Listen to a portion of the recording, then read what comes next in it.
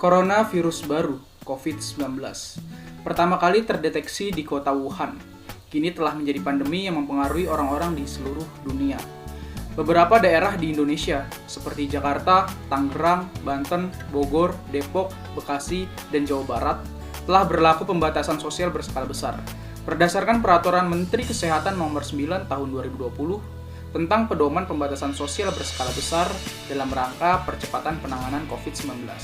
Pembatasan kegiatan di tempat atau fasilitas umum dengan memperhatikan pemenuhan kebutuhan dasar penduduk, kecuali fasilitas pelayanan kesehatan atau fasilitas lain, dalam rangka pemenuhan pelayanan kesehatan, salah satunya apotik. Di Cina, farmasis di apotik dianggap sebagai profesional pelayanan kesehatan yang paling mudah diakses oleh publik. Jelas, kemungkinan pajanan farmasis garis depan terhadap COVID-19 ada, karena mereka berinteraksi dengan pasien yang mungkin terinfeksi. Oleh karena itu, petugas layanan kesehatan harus mengambil langkah-langkah untuk melindungi diri mereka juga. Selain peran terkait COVID-19, pelayanan kefarmasian menyediakan layanan publik yang penting bagi seluruh populasi, melalui pasokan obat-obatan dan pharmaceutical care. Memastikan kesinambungan layanan ini sangat penting. Di beberapa negara atau wilayah seperti Prancis dan Portugal, farmasis telah berwenang untuk mengulangi pembelian obat yang diresepkan untuk pasien dengan kondisi penyakit jangka panjang. Seperti yang dikutip theconversation.com, farmasis memiliki pengetahuan untuk melakukan peran di garis depan pandemi. Mereka dilatih berdampingan dengan dokter dan perawat. Amerika Serikat mengizinkan apotek pada hari Rabu tanggal 8 April 2020 untuk melakukan tes virus corona, termasuk tes antibodi yang baru dikembangkan untuk mendeteksi apakah seseorang yang telah pulih dari COVID-19 kembali terjangkit COVID-19. Di Kent County, California, farmasis menghubungi 1.100 pasien Medicaid yang rapuh. Tak lama setelah mereka keluar dari rumah sakit untuk memastikan mereka menggunakan obat dengan benar. Tingkat penerimaan kembali rumah sakit pasien turun 32%, menghemat rata-rata $2.139 per pasien. Sebuah studi University of Southern California menunjukkan bahwa pasien yang pengobatan diabetesnya dikelola oleh seorang farmasis 3 kali lebih mungkin untuk mencapai target gula darah mereka. Di Inggris, merencanakan untuk mendaftarkan sementara apoteker yang sudah pensiun ataupun jika memungkinkan mahasiswa farmasi untuk membantu. Hal ini sedang dilakukan pembahasan.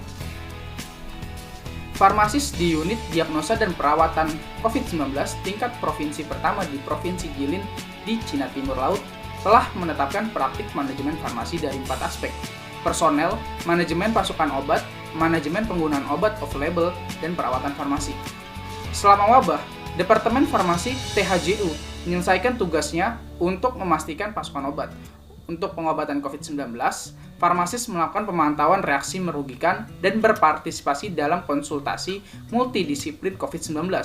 Hingga saat ini, pasien COVID-19 yang dirawat di THJU belum menunjukkan reaksi merugikan baru dan akhirnya sembuh.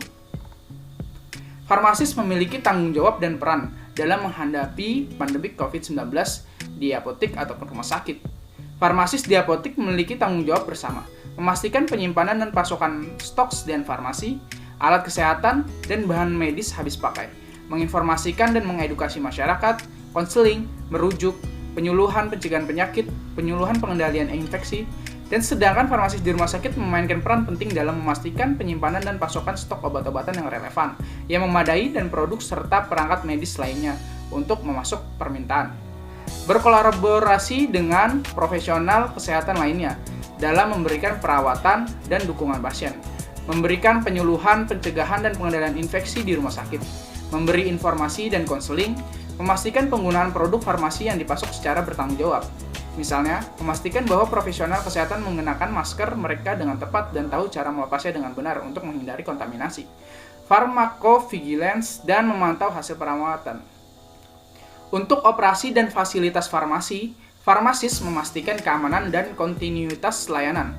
Jam buka, jika apotek tidak dapat memastikan jam buka normalnya karena tidak tersedianya staf saat pandemi COVID-19, jam buka harus dikomunikasikan kepada publik di tempat yang terlihat, setidaknya di luar apotek.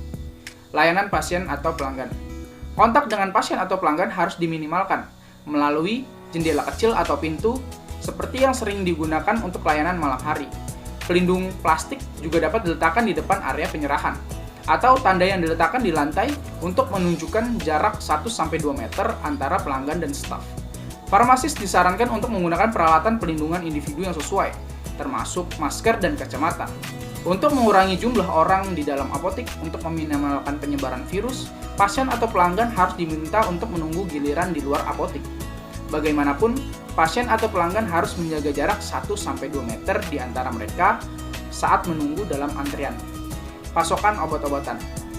Bila perlu, pasokan obat-obatan di apotik harus dilakukan tanpa ada orang di luar staf farmasi yang masuk ke apotik. Selain itu, tempat yang digunakan oleh distributor grosir untuk pengiriman obat-obatan harus dibersihkan dan didesinfeksi sebelum dibawa ke dalam fasilitas farmasi. Pengiriman obat-obatan. Untuk memastikan pasokan obat yang tepat untuk pasien dan masyarakat, apotik dapat mengatur pengiriman obat ke rumah. Apotik yang dapat menawarkan layanan ini dianjurkan untuk melakukannya. Obat-obatan dan barang-barang lainnya dapat dibiarkan di luar pintu pasien atau pelanggan atau di tempat lain yang dituju. Dan pengiriman harus bergerak dengan menjaga jarak aman 1-2 meter sambil memastikan secara visual bahwa obat-obatan diterima oleh pasien atau orang berwenang. Fede Farma menjalin kemitraan dengan Palang Merah Italia untuk layanan pengiriman gratis 24 jam sehari untuk pasien yang lebih tua dari 65 tahun atau di karantina atau kurungan rumah. Akses ke produk yang dipilih sendiri oleh pelanggan harus dibatasi. Diakses hanya oleh petugas farmasi. Pemberitahuan kepada pasien atau pelanggan. Tempatkan pemberitahuan di pintu masuk apotik sebelum masuk seperti mencuci tangan Anda saat memasuki apotik menggunakan antiseptik ataupun tempat cuci tangan yang disediakan. Pastikan Anda menjaga jarak 1-2 meter antara pelanggan lainnya dan siapapun di staf farmasi. Jangan berjalan di luar tanda lantai. Jika Anda bersin atau batuk, tutupi hidung dan mulut Anda dengan sapu tangan atau dengan siku yang tertekuk. Hindari berjabat tangan atau menutup kontak saat berada di apotik. Persiapkan terlebih dahulu resep yang ingin ditebus di counter. Bila mana memungkinkan, alokasikan satu karyawan per stasiun atau lokasi di counter. Dan hindari pertukaran. Semua staf farmasi di counter disarankan untuk memakai masker wajah untuk perlindungan tambahan bagi diri mereka sendiri dan masyarakat. Simpan di counter hanya benda-benda penting. Bersihkan dan desinfeksi meja setelah setiap pelanggan atau pasien. Gunakan antiseptik berbasis alkohol untuk mendisinfeksi tangan setelah menangani setiap pasien. Jika memungkinkan, merekomendasikan kepada pasien atau pelanggan untuk memesan obat-obatan mereka melalui halaman web apotik dan dikirim ke rumah atau tempat kerja mereka. Penggunaan aksesoris seperti gelang, jam tangan, dan cincin harus dihindari. Anjurkan pasien atau pelanggan untuk hindari berlama-lama di apotik. Hindari mengunjungi apotik jika mereka berusia lanjut atau memiliki komorbiditas. Bila mana memungkinkan, pasien semacam itu harus meminta anggota keluarga, teman, atau tetangga untuk pergi ke apotik.